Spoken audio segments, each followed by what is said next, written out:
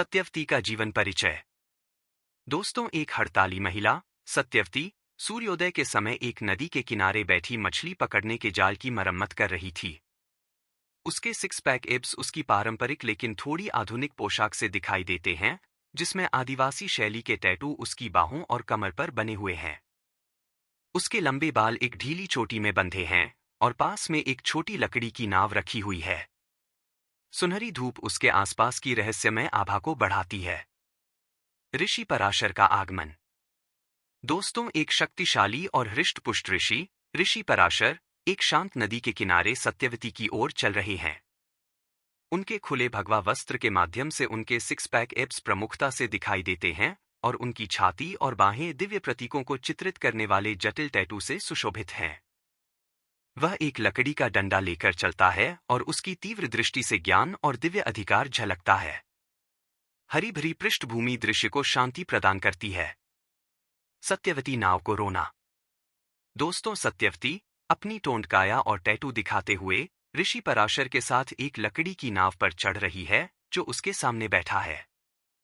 पराशर की मांसपेशियों का निर्माण और टैटू शरीर दिखाई देता है, क्योंकि वह शांति से उसे देखता है। नाव एक मिष्टी नदी के बीच में तैरती है, जिसमें नरम धूप पानी पर प्रतिबिंबित होती है। दोनों पात्र एक शक्तिशाली और दिव्य उपस्थिति को छोड़ देते हैं।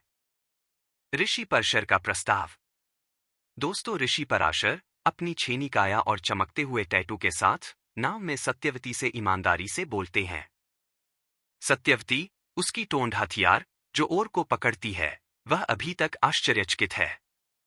उसके आदिवासी टैटू नाव को ढंकते हुए नरम सुनहरी रोशनी के नीचे बेहोश चमकते दिखते हैं, जो कि शांत नदी और हल्की धुंध के बीच तैरता है। सत्यवती ने अपनी चिंताओं को व्यक्त किया।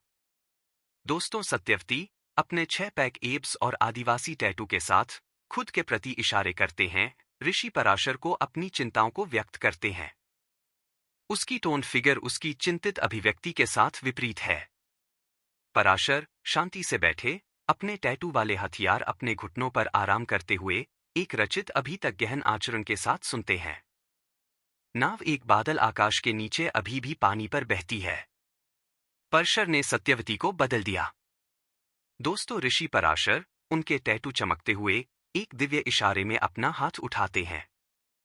सत्यवती उसके सामने खड़ा है, उसके टैटू एक सुनहरे रंग के साथ टिमटिमाने लगे। उसकी पहले से ही प्रभावशाली काया एक दिव्य चमक पर ले जाती है और उसकी आभा अधिक उज्जवल हो जाती है। नाव के चारों ओर धुंध मोटी हो जाती है, जिससे शांत नदी पर एक रहस्यमय माहौल बनता है। व्यास का जन्म।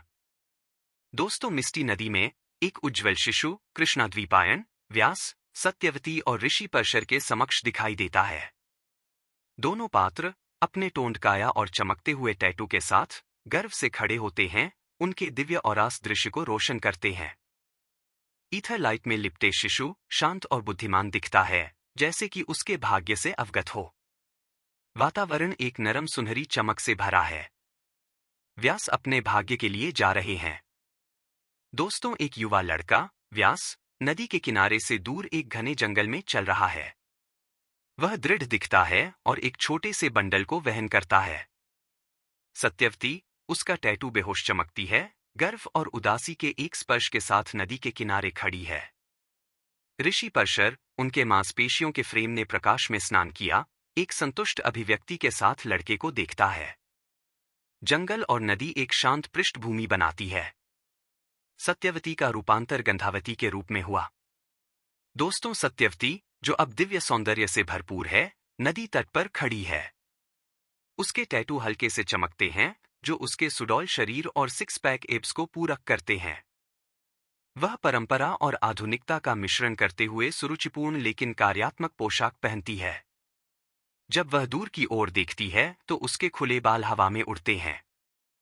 नदी अपने पीछे सुनहरी रोशनी में चमकती है, जो उसकी दिव्य आभा को बढ़ाती है। राजा शांतनु की सत्यवती से मुलाकात। दोस्तों, राजा शांतनु अलंकृत कवच में एक शाही व्यक्ति सूर्यास्त के समय नदी के किनारे अपने घोड़े को रोकते हैं। वह सत्यवती को देखता है, जिसकी मांसल काया और चमकते टैटू डूबते सूरज की रोशनी को पकड़ते हैं।